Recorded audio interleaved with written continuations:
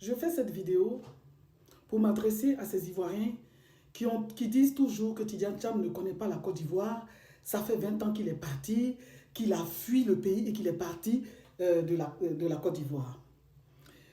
Les Ivoiriens, ce que j'ai remarqué, c'est que les Ivoiriens ont tendance à stigmatiser les Ivoiriens qui sont partis à l'étranger pour aller se chercher. On constate une haine vis-à-vis de ces Ivoiriens-là qui sont dans la diaspora. Alors que ces Ivoiriens-là, de par leur action qu'ils mènent au niveau de la Côte d'Ivoire, ils participent à l'amélioration des vies de certaines personnes. Au niveau de la Banque mondiale, en l'an 2022, il y a eu 400 millions d'euros de transferts en Côte d'Ivoire. C'est une participation à l'économie du pays de leur façon. Chacun essaie de participer à l'économie de ce pays à sa façon. Parce que les mandats qu'on envoie, ça permet à des gens pour mettre des enfants à l'école. Ça permet de soigner certaines personnes. Ça permet de créer de l'emploi à certaines personnes. Donc aujourd'hui, je suis surpris. Et je vois, je vais taire le nom de certains activistes ivoiriens qui se permettent même d'être contents. Se disent que, voyez, si le Front National est élu, les Ivoiriens, là, ne venez pas ici. Mais la Côte d'Ivoire appartient à tous les Ivoiriens. Vous pensez que ceux qui sont ici, même les cyberactivistes aujourd'hui qui se lèvent et qui parlent, qui dénoncent certaines choses, on vous demande d'aller marcher. Vous n'êtes même pas capable, vous avez peur. Aujourd'hui, ces cyberactivistes, ils ont leur manière à eux aussi de participer à la lutte. Parce qu'il y a d'autres aujourd'hui qui ne peuvent même pas rentrer en Côte d'Ivoire. Alors qu'ils ont leur famille, ils ont leurs enfants qui sont dans ce pays-là. Alors il y a des gens qui pensent que eux, ils sont restés là-bas, ils sont plus méritants que les autres, ils sont plus méritants que les autres Ivoiriens, alors que chacun à son niveau participe. Aujourd'hui, si les gens de la diaspora n'étaient pas ici pour venir travailler, pour pouvoir apporter quelque chose à leur famille, vous pensez qu'avec ce qui se passe aujourd'hui là, tout ce monde allait faire comment? Tout ce monde allait faire comment? Les gens, ils sont venus ici pour se chercher, mais ils sont devenus les ennemis. Ils sont devenus des concurrents des gens de la diaspora. Ils sont devenus des concurrents. On a comme l'impression qu'ils en veulent aux gens parce qu'ils sont partis. Alors que vous-même, si vous avez eu cette opportunité de vous en aller, vous serez déjà parti. Mais aujourd'hui, on stigmatise tous les gens qui viennent de la diaspora. Aujourd'hui, Tidiane Cham est victime de cela. Ça fait 20 ans qu'il est parti. Ceux qui sont restés là, dites-moi, quel est le combat qu'ils ont mené pour libérer la Côte d'Ivoire de quoi que ce soit? Ceux qui sont restés là, quelle est la guerre? Ils sont allés sous quelle guerre? Ils ont fait quelle guerre pour libérer la Côte d'Ivoire pour qu'on dise qu'aujourd'hui, eux, ils sont plus méritants que ceux qui sont à l'extérieur? Sachez une chose, là où se trouve l'Ivoirien, même s'il est en Côte d'Ivoire, il est en dehors de la Côte d'Ivoire, il a sa manière à lui d'apporter sa contribution à l'évolution de la Côte d'Ivoire. Aujourd'hui, les gens de la diaspora, ce n'est pas une population à minimiser. Parce qu'on fait beaucoup pour les gens au pays. On fait beaucoup, on participe à l'IDH, au développement humain. Les gens de la diaspora participent beaucoup. Parce que c'est beaucoup plus proche de la population. Ils aident les gens à payer les fournitures des gens. Et on est toujours tend la main. Nous, on est ici, là. Tout le temps, nous tend la main pour soigner des gens, pour mettre les gens à l'école, pour aider nos parents. Tout cela aussi, c'est une participation. Donc aujourd'hui, les gens de la diaspora, ce n'est pas des personnes à négliger, à vous mettre comme si c'était vos concurrents. Ils ne sont pas vos concurrents. C'est complémentaire. Aujourd'hui, là, quand il s'agit d'avoir besoin des enfants de la diaspora, pour aller les chercher pour venir jouer à la Coupe d'Afrique, là, ça ne vous a pas dérangé. Ça n'a dérangé personne que les gens quittent là-bas pour venir. Non, ça ne vous dérange pas. Mais quand il s'agit d'occuper des postes, non, non, ils sont de la diaspora, ils n'ont pas le droit, ils ne connaissent pas la Côte d'Ivoire. Pour connaître la Côte d'Ivoire, on a besoin de faire quoi? Quelqu'un qui a été ministre du plan, qui a été ministre en Côte d'Ivoire, on dit qu'il ne connaît pas la Côte d'Ivoire. Pour connaître la Côte d'Ivoire, il faut faire quoi? On dit qu'il a fui.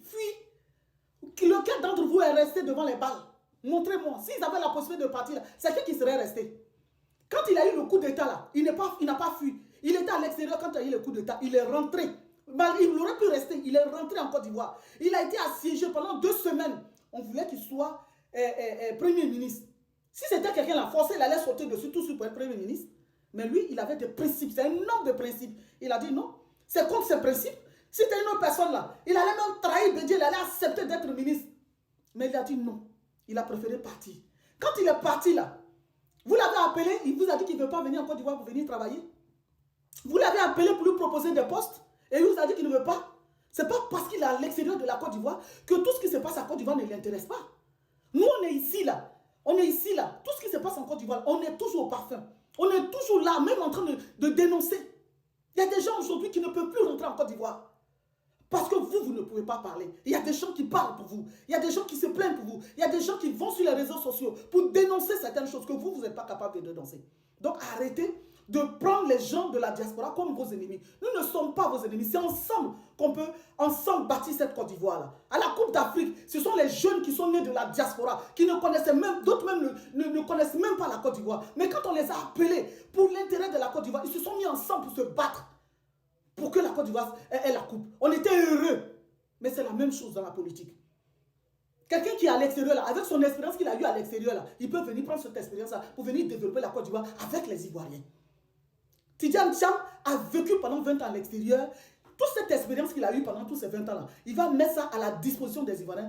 Prendre cette expérience-là, permettre et travailler avec ceux qui sont sur place pour pouvoir construire la Côte d'Ivoire. Donc arrêtez ce genre de discours. Oui, il ne connaît pas la Côte d'Ivoire, il ne connaît pas la Côte d'Ivoire. Aujourd'hui, là, avec ces analyses, ça a permis, quelqu'un qui n'a pas vécu avec moi, les analyses qu'il a faites, ça a permis de déceler pas mal de choses, pour déceler le problème en Côte d'Ivoire. Donc, on n'a pas, c'est pas parce qu'il n'est pas resté là qu'aujourd'hui, il ne peut pas avoir un point de vue, il ne peut pas diriger ce pays, il n'a pas son mot à dire dans ce pays-là.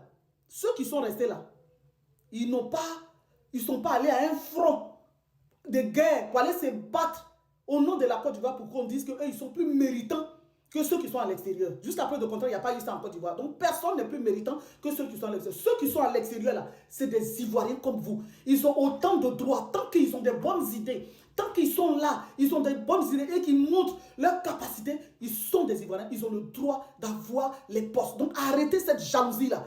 Arrêtez ça, on appelle ça de la jalousie. Ah, on appelle ça de la jalousie. Alors arrêtez ça. Ce n'est pas ça qui va faire construire la Côte d'Ivoire. On a besoin d'être une nation. Et pour être une nation, on doit accepter tout le monde. Tous ceux qui sont ivoiriens. C'est tout ce que j'avais à dire aujourd'hui.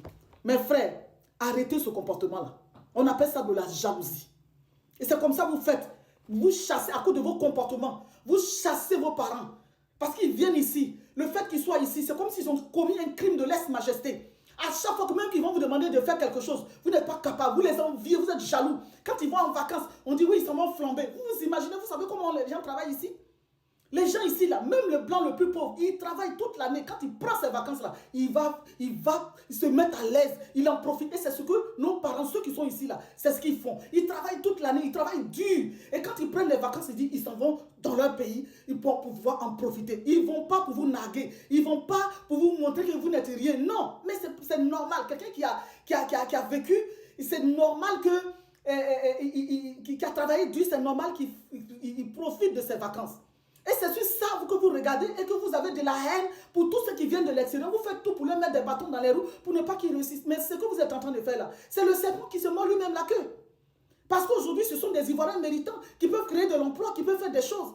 Mais vous ne voyez pas ça. C'est que vraiment, on a une haine qui n'a pas de sens. Alors, je vous invite à arrêter cela, à arrêter cette façon de voir les choses. Et essayons d'avancer ensemble avec tous ceux qui sont de l'extérieur.